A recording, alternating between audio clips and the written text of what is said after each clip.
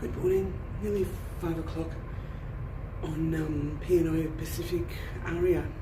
So I'm going to go for a walk. I'm actually on the 9th floor, so I've just walked up one floor, and I'm going to try and head to the pool deck, which on this one is going to be the 11th, and to see if I can do, there's a walking track there. If not, I'll have to come down into about the 6th, and there's an outdoor walking area there.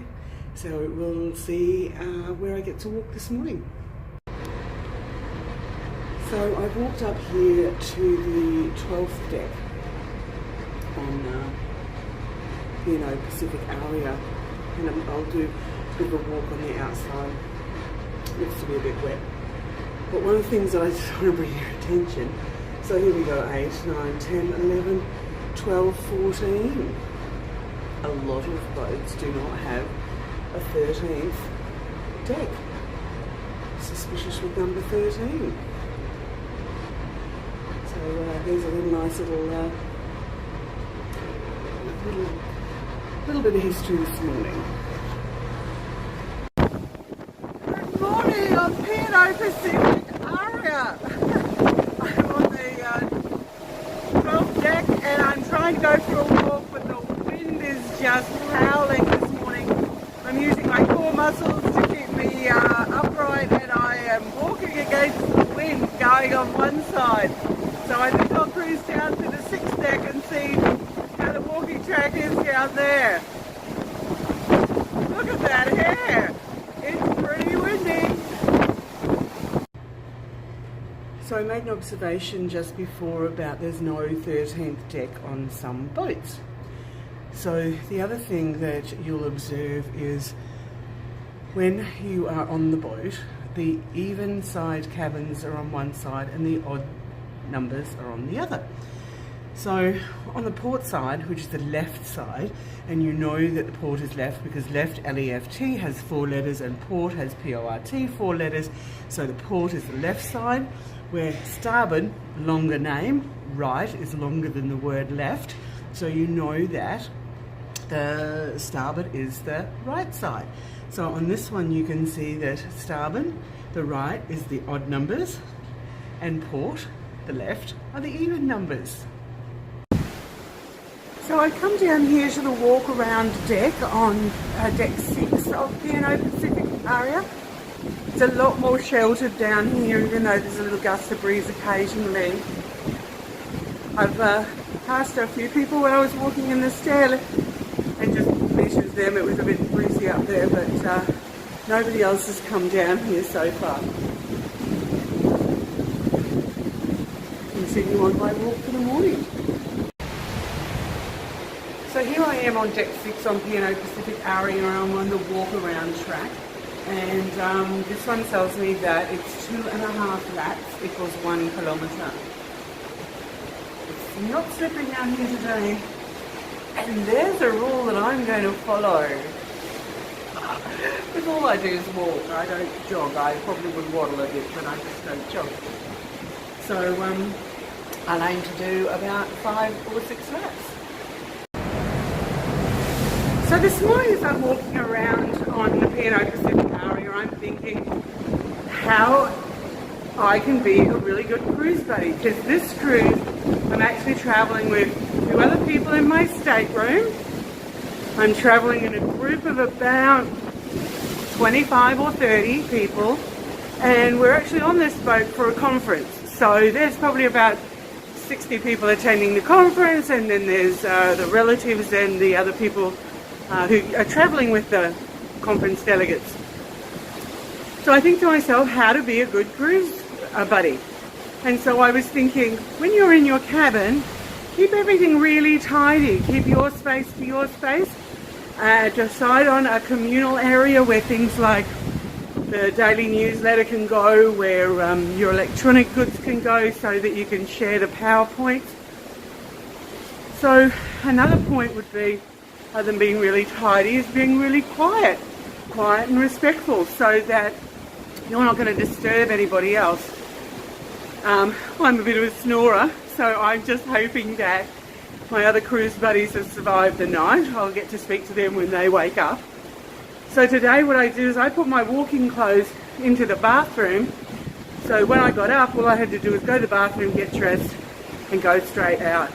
But you have to be a little bit prepared for that so you're not rifling through the room to get your belongings together. So be tidy, be quiet. One of the girls is not going to be attending the conference, so she's volunteered to do the laundry. So in about day 5, we've found a couple of laundries on the boat, so she's going to do the laundry. So she's going to be helping us while we attend lectures, that she will do our laundry for us. So that's really fantastic. So be quiet, be tidy, share responsibilities. The other thing would be, you don't have to travel, you don't have to do everything with the people that you're traveling with. So we're attending the conference, she's going to be doing some classes. She's going to do the trivia. She's going to try and hold up our end to try and win the trivia. And when we'll regroup at the end of the day.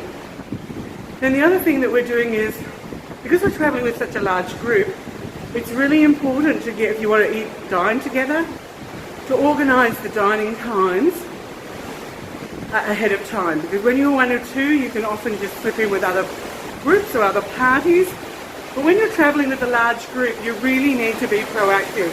And so we've organised today for the next 3 nights to go to the complimentary restaurants, Waterfront, Angelo's and the Japanese one, the Asian one, so that we can dine as a group.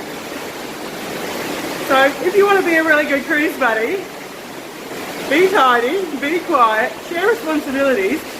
You don't always have to do things together. And if you're needing the dining, book it early.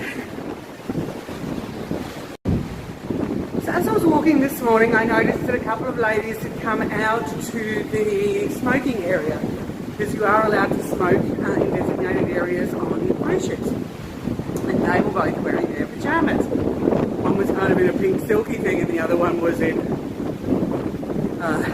just like a 3/4 colour pants and a sleeping t-shirt. So what I do when I travel is I actually don't have designated sleepwear. I wear bike pants or t-shirts, because for that exact same reason, one, I don't want to pack too much. Dedicated sleepwear is the only thing you can do is sleep in them, except for go out for a cigarette, and that I can use them as my exercise clothes, or I can sleep in them. So the other thing you can see, I'm actually wearing a jumper. You do need to carry a jumper when you're on a cruise ship. It does get very windy even in the tropics. So the other key is layering. So I save my luggage by not packing dedicated sleepwear, and I always carry a multi-purpose jacket. So when I started my walk this morning, I was the only one on the walking track, and now a lot of other people have joined me on the walking track, but what I can see is everybody seems to be walking in the opposite direction. So I'll just tell you why I like to walk in this particular direction. Because on one side of the boat you've got nice shade, on the other side of the boat you have the beautiful sunrise. And I don't want to be walking with the sun in my eyes the entire time. So I choose to walk with the sun at my back. So everybody else is walking the opposite direction with the sun blaring in their face. But there's no hard and fast rule of how to walk on a ship, on a walking track. And that's just one of the things that I've observed today. I was the first one here, the next 2 people started walking the opposite direction, everybody else has started to walk it. So whether that's a herd mentality or just coincidence, I'm still the only one walking in the opposite direction with the sun behind me. So I was walking around on the outside walkabout track on deck 6 there for about 45 minutes, and now the P&O crew are cleaning the deck. So they put up the signs and close the walking track. So what I'll do is I'll head to the stairs, head up to the 12th floor, see what's happening out there, see if I can finish my 10,000 steps up there. How to stay fit while cruising. Yes, the stairs. So I haven't managed to get my 10,000 steps in today, but I did walk up here to the 10th deck, and this is the adult area only. This is the oasis. So at the back of the boat, next level up is 11, where the pantry is, and I can smell the bacon. So I will try and aim for those 10,000 stairs so I can have a little bit of breakfast. So I've already explained that there's a convention about not having a deck 13 on a boat. I've also explained about the conventions of the starboard and the port and the odds and even stateroom numbers. The other thing that I'll bring your attention to is, especially on the older boats, female toilets are on one side of the boat, and you go over here and male toilets are on the other side of the boat. So you often don't have, in the older boats specifically, where the newer boats don't necessarily keep to this convention. So if you are looking for a toilet and you don't want to just wander and wander and wander, head to the one side where standardly the female toilets are, which I suspect is starboard, which is right, and in this case the men is at the port. So when we go down to another deck, we'll see if that's the same convention. So I'm back up here on the 12th deck again because they closed the track on the 6th level, the 6th deck, so that they could do some cleaning and maintenance. And I'll try and finish my 10,000 steps up here. But it's not as windy as it was before, but I'm still having to use my core muscles to stay upright because I am getting blown from side to side. And it's not as cold as it was at 5 o'clock this morning, so that's another advantage about coming up here that little bit later. But there's no protection at all from the sun or the wind up here.